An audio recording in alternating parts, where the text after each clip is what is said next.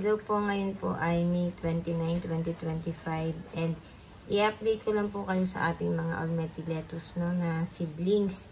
Bale, 2 days na po kasi na hindi umaaraw, no? Panay po ulan, ngayon po umuulan pa din. No? And wala kasi, mas maganda kasi kung may grow light no, para na substitute sa sunlight. Kaso wala din akong grow light, hindi ko makita yung grow light ko dati. Ang ginawa ko na lang is itong ilaw ko sa aquarium. Yan. Ano kulay niyan? Parang puti at blue yun eh. No? So, yan na lang. Pwede na rin. Bali ngayon ko lang sila nilagyan yan, no? Para hindi rin maghaba masyado yung ating mga tanim. No? Parang nasubukan ko yata ang ilaw, ang LED light na mga ganyan ba. Nung nasa Batangas ako, parang tag-ulan din kasi noon. And nagwo-worry din ako sa mga seedlings kasi 4 na araw na hindi umaraw noon. And okay naman yung naging result, no? Magaganda yung mga naging paglaki ng mga romaine lettuce. So ito naman ang romaine lettuce and 2 days na wala araw, kakawawa din naman ang mga tanim. So temporary, habang wala akong grow light, or baka ito na lang din lagi ang gamitin ko, itong ilaw ng aking aquarium na. So pinasok ko muna sila sa loob. And ay, pakita ko lang yung isda ko. Yan. Yan. Glowfish. Tetra glowfish. Mga live itong mga halaman ko. Okay? So, yung kanyang dahon, no, nakausli na yung isang true leaf niya. Visible ba? Wait, medyo madilim kasi eh. Yan, nakausli yung isang true leaf. Then, ito pala, ito isa, dalawa. Yan, yung dalawang malapad na parang dahon.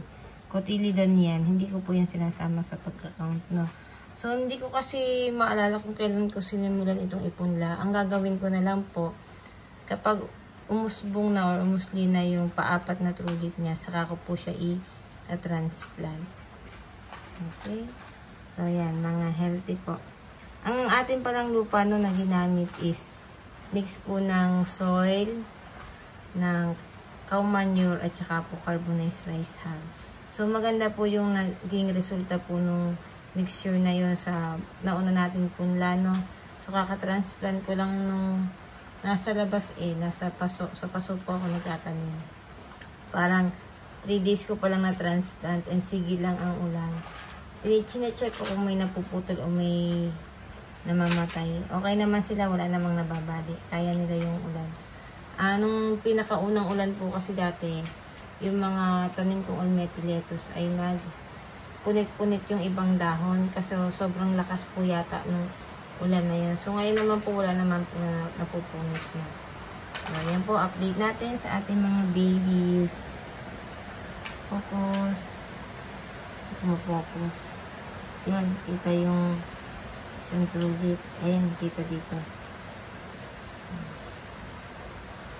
Maganda po. Okay.